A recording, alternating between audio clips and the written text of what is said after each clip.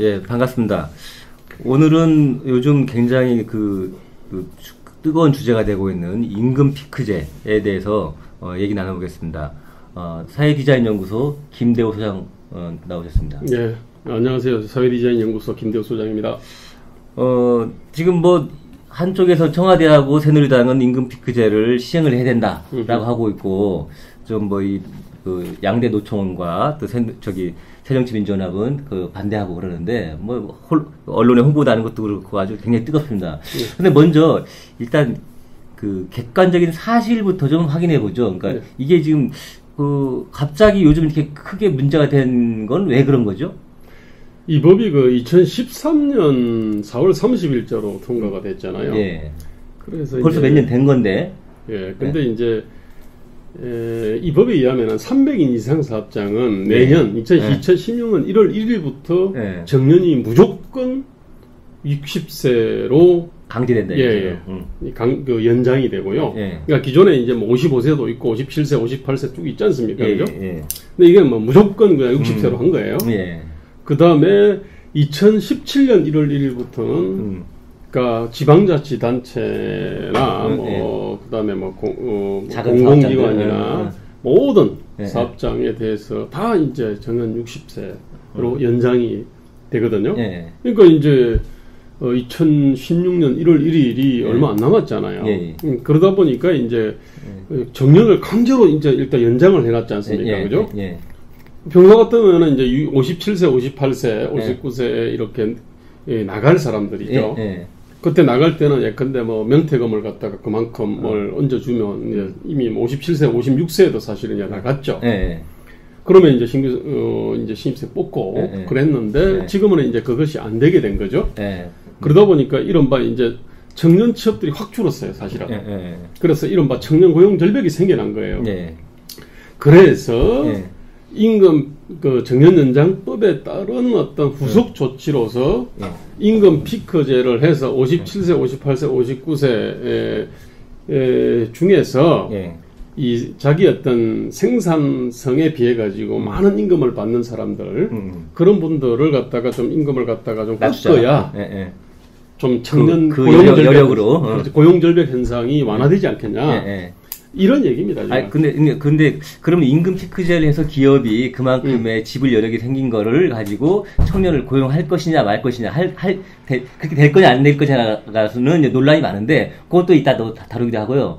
일단 강제 시행이 내년 1월 1일로 다가왔으니 이제 어쩔 수 없이 그거에 대한 거를 정리할 필요가 있어서 법 시행 만든 지는 몇 년 됐지만 이제 시행을 바로 코앞에 있는 입장에서 이제 이거를 이제 정리하려고 한다는 거죠. 그런데 저도 좀 의문이 드는 거는 몇 년 전에 정년 연장법 통과될 때 좀 논란이 있었지만 어쨌든 통과됐는데 그때 임금 피크제하고 정년 연장하는 거하고 연동돼서 논의됐다고 들었어요. 그렇습니다. 근데 그럼 이걸 우리 같은 일반 국민들 입장에 볼 때는 아니 그런 법률을 좀 명쾌하게 해야 되는 것이 애매모호하게 해놔가지고 이렇게 다시 또 분란을 만드냐 이런 의문이 드는데 왜 이렇게 된 거죠? 그러니까 그래서 저는 정치개혁이 필요하다고 생각되는데요. 원래는 노사 자율로 하는 것이 맞잖아요.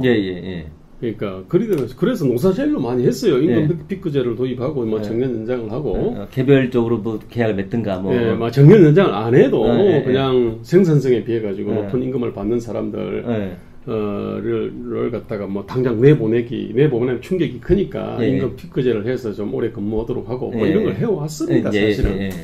근데 이제 그걸 노사 자율로 해야 될 거를 이제 이렇게 국가가 들어가가지고 법으로 그냥 정년을 확 늘려버린 거 아닙니까? 이거 자체가 일단 문제고요. 물론 이제 우리가 수명이 늘어나고 그랬으니까 이분들에게 그 시대에 한창 일할 수 있는 능력도 되고 그러는데 그만두란 말이냐. 그러니까 이렇게 법으로 연장해 줘 하는데 그게 사실 그 시대에 가장 절박한 문제는 아니었단 말이에요. 3년 전이나 지금이나 55세쯤 되는 분들이 일자리가 있느냐 없느냐의 문제보다는 사실 20대, 30대 초반의 청년들이 일자리가 없는 게 더 사회적으로 더 심각한 문제 아니었나요? 그렇죠. 훨씬 심각한 문제였지 않습니까? 이전에 DJ 정부 초기에 말입니다. 그때 이제 교원 정년을 단축했잖아요. 65세를 62세로. 그때 이때 할 때도 그때도 사실은 뭐 평균 수명은 여전히 그렇죠. 100세 시대라 그랬어요. 그때도 지금도 100세 시대고. 근데 그때 정년 단축을 했어요. 대부분 반대로 했단 말이에요 지금. 대부분 학생과 학부모들은 환호했지 않습니까? 그렇죠. 왜냐하면 이 나이가 들은 사람의 문제는 일단 애들을 제대로 가르치지를 못하니까 차라리 그냥 그 당시 그냥 일찍 퇴직시키고 그만큼 돈을 갖다가 주는 게 돈을 주서서라도 나가게 하고 그리고 젊은 교사를 채용하고 그래서 이제 다 환호를 했잖아요. 그래서 사실은 교단이 젊어진 측면이 있거든요. 근데 사실은 이번에는 사실 반대로 간 거죠. 몇 년 사이에. 그러니까 그렇게 보면은 저는 두 가지 의문이 생기는데 하나는 3년 전에도 여전히 50대 중반에 그 일자리가 없어지는 것보다 더 중요한 거는 청년들의 일자리가 더 문제였었고 그렇죠. 그다음에 또 하나는 이것은 상당 부분은 노사 자율적으로 부분적으로 시행되고 있었고 그 문제 사안 자체가 노사 자율로 해야 될 사안인 거를 왜 국가가 법으로 이렇게 했을까 이런 두 가지 의문이 있어요. 근데 그러면은 저는 이런 생각이 드는 거죠. 이런 것을 법으로 강제하려고 했을 때 이익을 보는 분들이 있었을 거다. 그걸 원하는 그런 사람들이 이런 입법을 강제한 건 아닐까. 그런 생각이 드는데 입법 과정에서 자세한 내용을 좀 소개해 주시죠. 이제 그것이 상식이죠, 사실은. 그러니까 사실 깨놓고 말해가지고 57세, 58세, 59세 정년 있지 않습니까? 이게 뭐 중소기업 얘기 아니잖아요. 사실은 대부분은 이제 대기업하고 공기업하고 뭐 이런데. 아주 극소수, 우리 아마 5%, 10%도 안 될 거예요. 그 사람들은 이제 57세, 58세 정년을 이제 채웠던 거고요. 근데 이 사람들이 이제 그 우리나라 가장 어떤 조직되어 있는 분들이지 않습니까?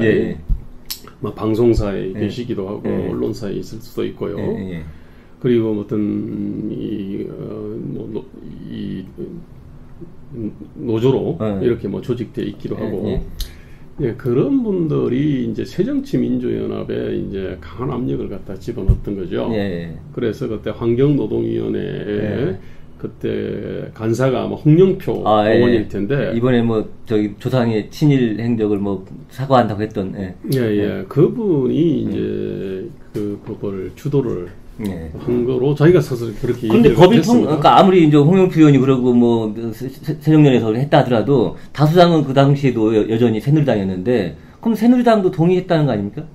새누리당도 동의를 했죠. 근데 이제 단 새누리당 쪽에서는 반대가 한 30명 이상 나왔더라고요. 아니 30명이다 하더라도 새누리당이 다수당이니까 새누리당이 볼 때 이거는 우리나라 경제 현실에 맞지 않다. 아까 우리가 두 가지 문제 제기했죠. 노사 자율로 해결할 문제였던 거고 그 다음에 50대 일자리보다 20, 30대 청년 일자리 더 문제인 이런 상황에서 새누리당이 그렇게 했다는 건 새누리당도 집권 여당으로서의 어떤 책임을 제대로 못한 거 아닌가요? 그렇죠. 무책임한 거죠. 어리석거나 무책임하거나 아니면은 이른바 국회 선진화법에 의해 가지고 지금은 여야가 사실은 서로 이 주고받고를 해야 되거든요. 근데 다른 거를 관철시키기 위해서 세민연이 아주 간절히 원하는 것이 있으면은 세민연은 이제 자기 간절히 원하는 거를 갖다가 얻어내기 위해서 양보를 하고 뭐 주고받았다 이거죠. 새누리가 간절히 원하는 거를 뭐 그런 식으로 주고받고 할 수 있는데 이게 사실은 뭐 그런 측면도 있습니다. 근데 그럼에도 불구하고 이 부분에 대해 가지고 세민연이 주도를 한 거는 맞지만 제가 볼 때는 새누리의 책임이 막중하죠. 그렇죠. 지금 더 다수당이 더 책임 있는 거죠. 그렇습니다. 그리고 그것도 있지만 또 하나는 그럼 그때 그럼 좋아.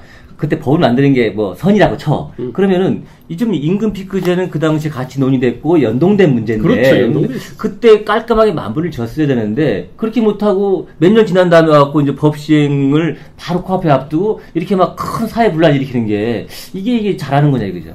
그러니까 이게 정말로 참 대한민국이 정치개혁이 돼야 될 정말 중요한 이유인데 원래 이른바 그 법안 소위원회에서는 계속 그 임금 피크제하고 정년 연장이 같이 붙어 다녔거든요. 이게 상식이지 않습니까? 그렇죠.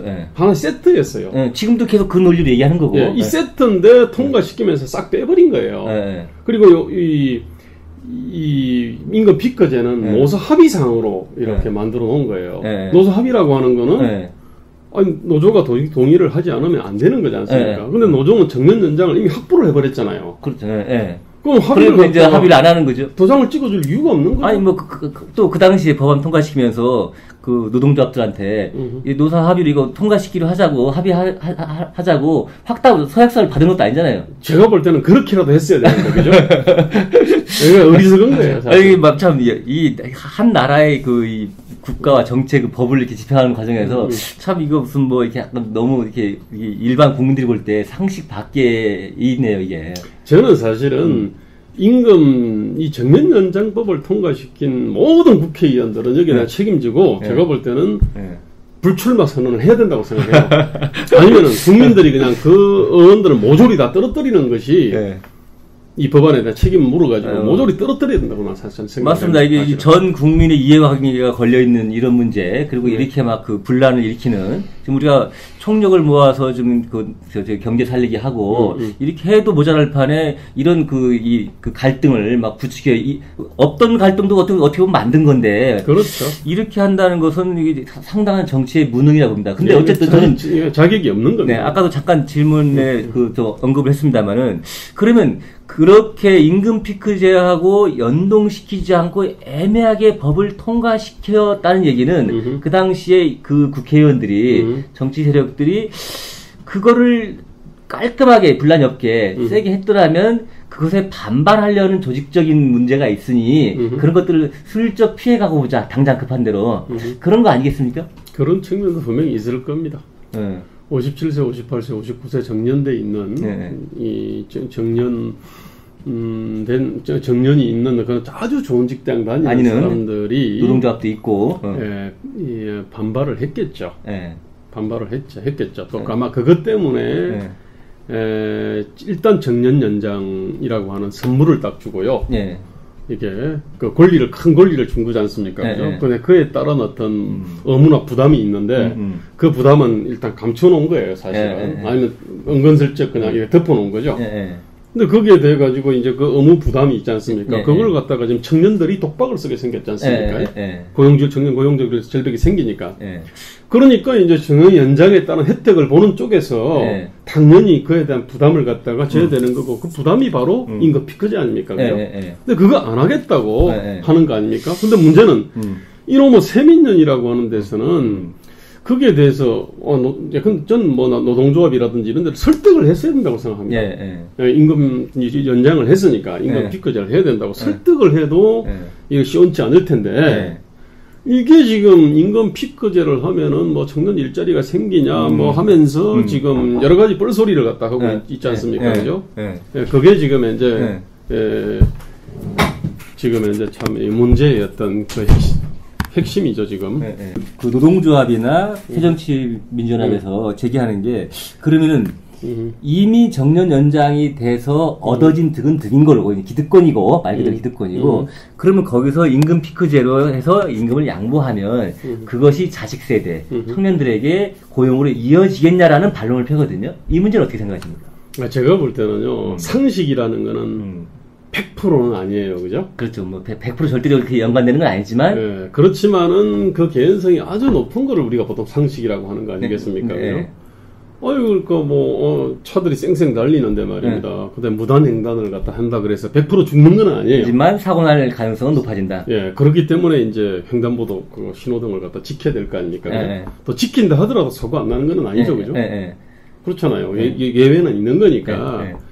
저는 일단 임금 피크제라고 하는 정년 연장을 하면은 어쨌든 기업이 그만한 어떤 부담이 생긴 거죠. 문제가 생긴 거죠. 부담이 있는 거고 그거를 갖다가 어쨌든 그럼 제일 먼저 신규 채용을 갖다가 축소하는 쪽으로 움직이게 돼 있지 않습니까? 그렇죠. 그냥 뭐 이윤이 많으면은 그냥 뭐 이윤을 가지고 뭐 연장을 갖다가 하면 정말 좋겠죠. 그런데 우리나라에서 그렇게 철철 남아 넘치는 어떤 정도로 많은 어떤 이윤을 내는 데는 드물지 않습니까? 알겠습니다. 그러면은 어쨌든 임금 피크제를 통한 기업의 지불 여력이 청년 고용으로 이어질 가능성은 높아지는 거니까 100% 연결되는 건 아니지만 그건 뭐 어느 정도 해명이 됐다고 보고요. 아주 중요한 문제가 있는데요. 임금 피크제를 하면은 청년 일자리가 늘어나냐? 라고 하는 것과 관련해서는 아마 80%, 90%의 확률로 늘어난다고 얘기는 할 수 있게, 그 채용 여력이 늘어난다는 것은 확실한 것 같아요. 근데 그게 상식인데, 지금 문제는 뭐냐면, 이 문제의 본질이 뭐냐면은, 생산성 있잖아요. 사람의 생산성하고 받는 임금의 어떤 그 간극 문제거든요. 그러니까, 그 간극이 커지면요, 기업 입장에서는 하는 일에 비해서 엄청나게 많이 받아가는 사람이 있으면은 그런 사람을 갖다가 자꾸 밀어내기를 하든지, 임금을 깎으려고 하든지, 뭐 이렇게 그렇죠. 하게 돼 있잖아요. 고용을 안 하든지. 그렇죠. 지금 대한민국의 문제는 뭐냐면은 우리가 이제 임금이 연공으로 올라가지 않습니까? 그 세계에서 가장 가파른 연공급이지 않습니까? 그 전형이 이제 공무원 임금 체계에 나타나지 않습니까? 9급 1호봉하고 근데 6급 35봉하고 자동으로 쭉 가는 건데요. 그러니까 결국은 30년 근무하면 6급 35봉이 됩니다.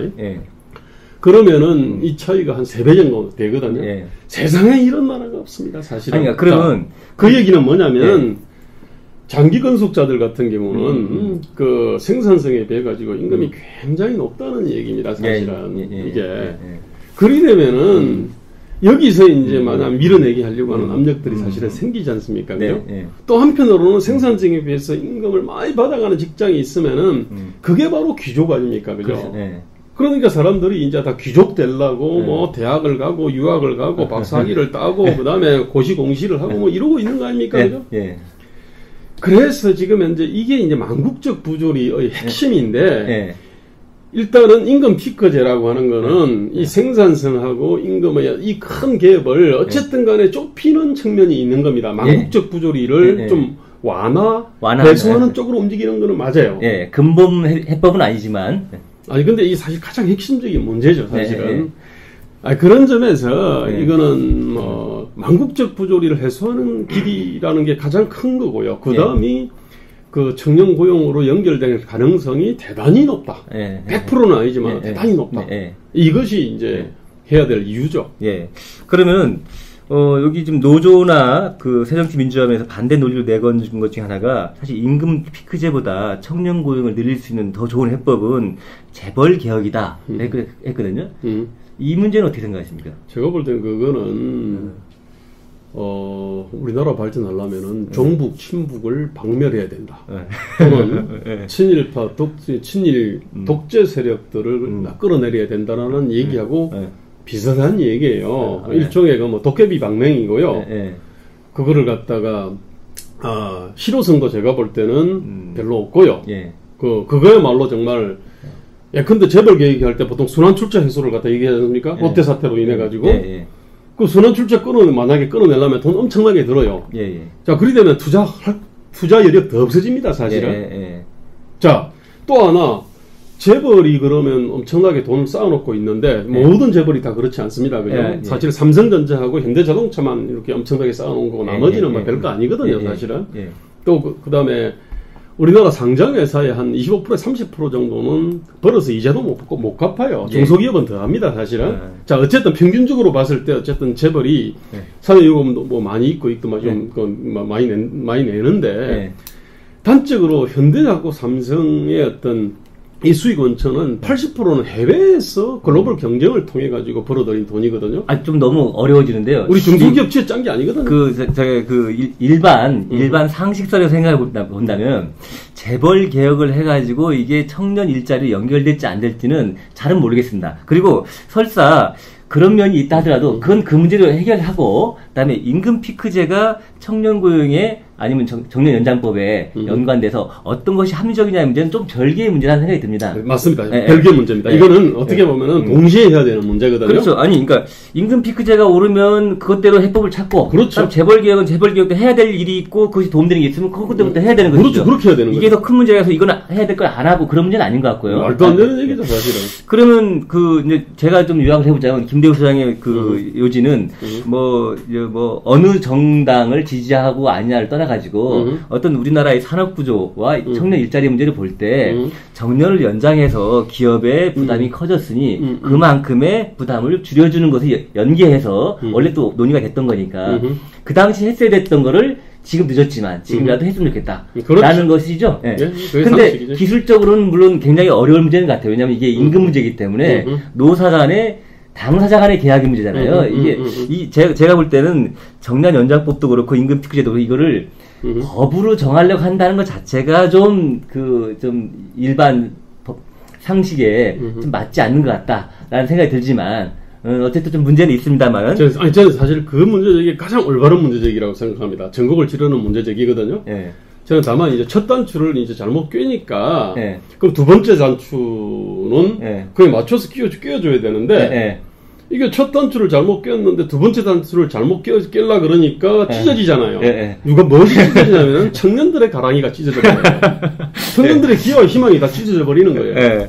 알겠습니다. 제가 뭐 이 전문가는 아닙니다만 뭐 이런 걸 어떻습니까? 만약에 새누리당이나 청와대가 이제 이거 정년연장법 만들었는데 그러면 임금 피크제하고 연계해서 해야 되는 것이 그 어떻게 보면 합리적이고 옳은 건데 이 새정치연합이나 아니면 또 노조들이 반대하니 그렇다면은 이런 건 어떻습니까? 제가 만약에 그 새누리당이라면 집권 여당이고 그러니까 다수당이니까 그러면 3년 전에 만든 그 법 다시 폐기하자.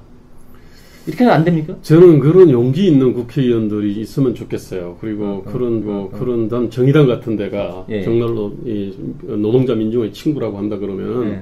그런 정도 주장을 해야 된다고 보거든요. 예. 근데 문제는 그거 할 때 다 이렇게.